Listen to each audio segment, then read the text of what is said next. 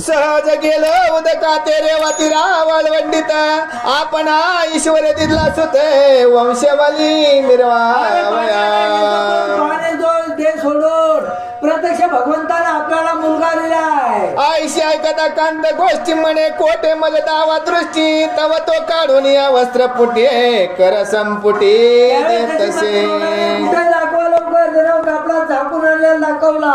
मातवती कांता उत्तम नामी धार्मिक बुद्धी संसार धामी बाळ देखता ध्येय धर्मी हे आरशे शिंदो लोटला. बायकोनं ते बाळक पाहिलं त्यावेळेस तिला अतिशय आनंद वाटला. जैसा पूर्ण चंद्र दृष्टी दृश्य होता उदी पोटी आनंद धरून यातोय दाटी उचंबळला दाट तसे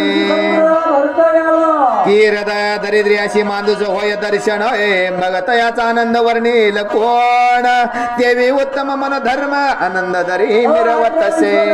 धनाचा अंडा सापडावा तर आनंद व्हावा त्याप्रमाणे संसार शेतकऱ्याच्या पत्नीला बाळ तरुणी हृदय संपुटी चुंबन घेत असण्याच्या पोटी मग तैल उदके नाहून या शेवटी पालक्यात घातले. तिचे ताणले होते घरी ती जवे जीवले योगे तर शेजारी स्तनपान केली वर्य बाळ निजी पालकी. आसू आयशे नित्य नित्य बाळ संगोपी सममते रेवन नाम ठेविता त्या ते मोहे करून सांभाळे. रेवा तिरे बाळ रेवेत सापडले म्हणून त्यात रेवन नाम साजूकवंत सन सारोक ठेवितसे. आसो रेवन नामी याचे संगोपन करिता उभयत पालन आयशे लोटले बहुत दिन प्रपंच राठी करीतसे. द्वादश संवत्सर पंचरहा प्रपंच राठी कृषी क्रमे विद्या पाठी पूर्ण झाला आऊत जेठी पित्याहून आगळा.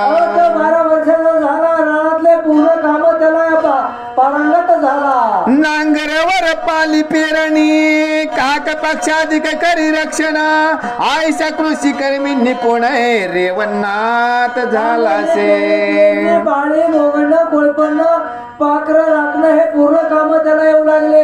तो कोणे एका दिवशी उठून या मागिले प्रहार निशी वृषभ सोडून या काननाशी चारावयाशी चालेला. चांदणे पडले अशी सुदृढ दृश्य होत असे मही वाट सदृढपणे गोचर वाट निज चक्षु ते होत असे. समोरचं पूर्ण शुभ्र दिसत आहे.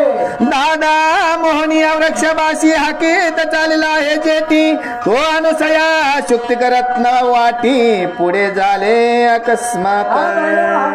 पहाटे घेऊन चालला तेवढ्यात समोरून दत्ताची स्वारी आली. परी तो महाराज त्रिनंदन पवन वेग तयाचे गमन नियमे न मिली 28 स्नान गिरणार पर्वती जातसे.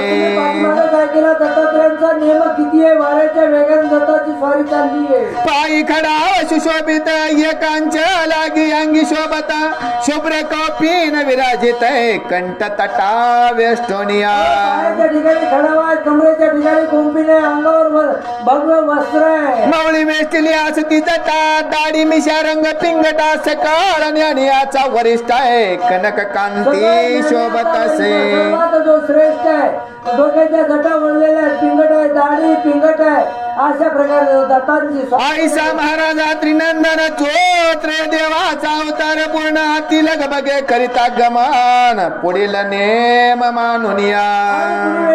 जायचे दत्तात्रय धावता वेगाने निघाले. तो मार्गावरी अकस्मात वृषभ भान देखता वृषभाड रेवन्नाथ दृष्टी नाही आतळला. हे बारकी बालकाची मूर्ती रेवन्नाथ चालले आणि समोरून दत्तांची स्वारी आली आहे.